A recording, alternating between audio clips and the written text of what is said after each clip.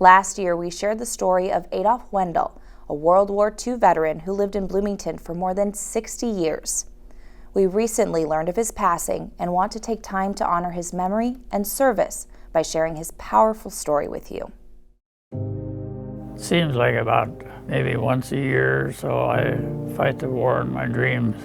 I finished my senior year in high school and didn't think too much about it for some dumb reason. I guess I was too stupid to realize what I was getting involved in, or would be.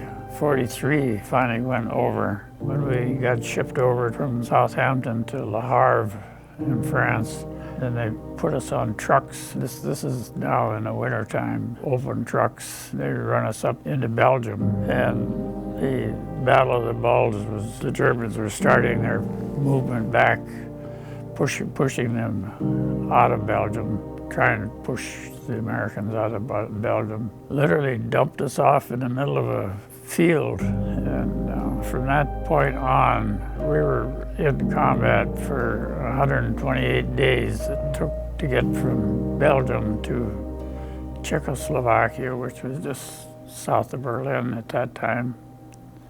And that's where we met the Russians and stopped. I don't know how many days I went without a shower.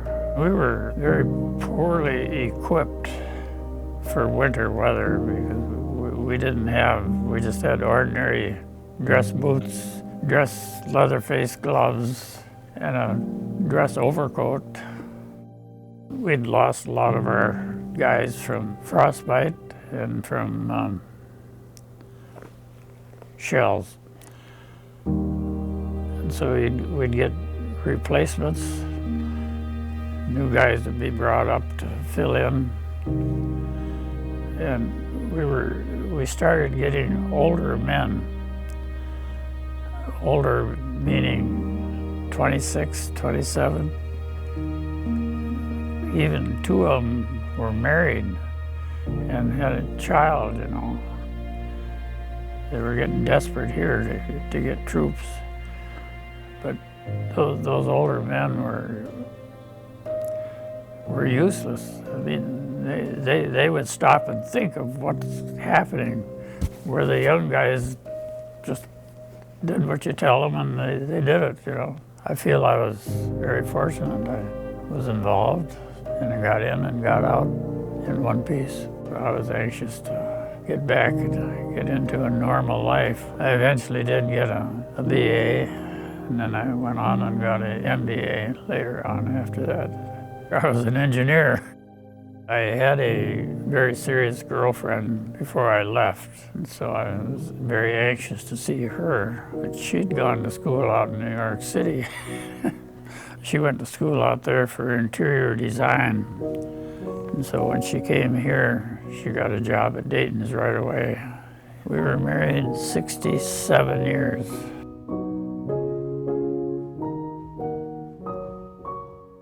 We soon found out that we both liked to travel. And so as soon as the boys I had two sons, as soon as they were out of the house, we started traveling. 107 countries we traveled to. We've got to make a bigger effort to stay out of wars. I don't know how you're going to do it, because I've been doing it since day one, but just got to do something to stay out of it. Doesn't do any good.